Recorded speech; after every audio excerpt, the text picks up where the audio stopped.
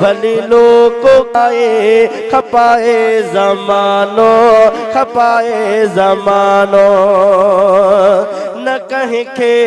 ताकत हलाए दुनिया के धनी थो हलाए सजे हिन जहां के न कहीं के ताकत हलाए दुनिया के धनी थो हलाए सजे हिन जहां के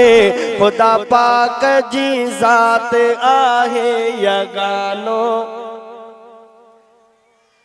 अहाँ जी सुभान अल्लाह जो साथ हूंदो त अञा बेहतर अंदाज में मुर्द शायर चए थो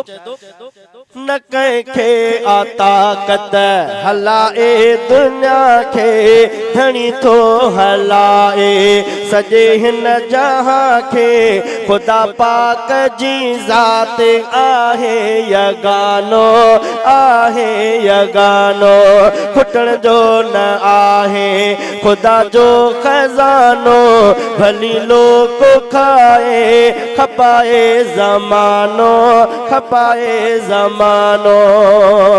पखी जीत ऐं जानवर रब जो खाइने था इंसान रब पा कजा गुण प्या गाइने पखी जीत ऐं जानवर रब जो खाइने था इंसान रब पा कजा गुण प्या गाइने ये रिज़्क़ राज़िक़ तो ताज़ो तवानो खुटण जो न आहे खुदा जो खजानो भली लोग खाए खपाए ज़मानो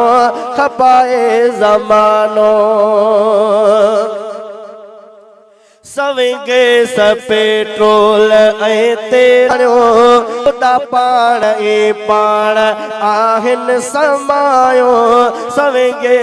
पेट्रोल ऐं तेल खाणियो खुदा पाण ए पाण आहिन समायो कर्म उन जे साथो हल कारखानो ओ कर्म उन जे साथो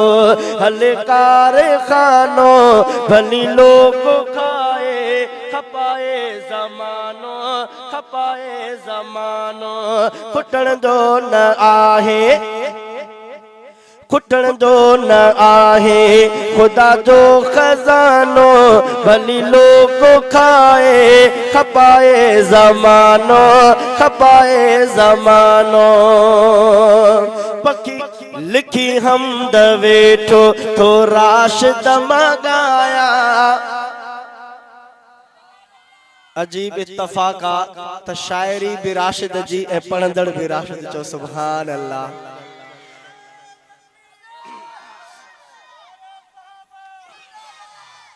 अहाँ जी गोठ जो शायर प्यारो भा असां जो बिरादरम राशिद अबड़ो साहब उन्हनि जी शायरी मता समझो त राशिद मंगीअ जी शायरी शायर चए थो लिखी हमद वेठो थो राशिद मगाया लिखी हमद वेठो थो राशिद मगाया खुदा पाक जो प्यार उल्फत कमाया लिखी हमद वेठो थो राशिद मगाया खुदा पाक जो प्यार उल्फत कमाया ॾिसी रब जी कुदरत बणियो हा दीवानो खुटण जो न आहे खुदा जो खजानो भली लोग खाए खपाए ज़मानो खुटण जो न आहे खुदा जो खजानो भली लोग खाए खपाए ज़मानो हाँ खपाए ज़मानो ओ खुटण जो न आहे खुदा जो खजानो भली लोग खाए खपाए ज़मानो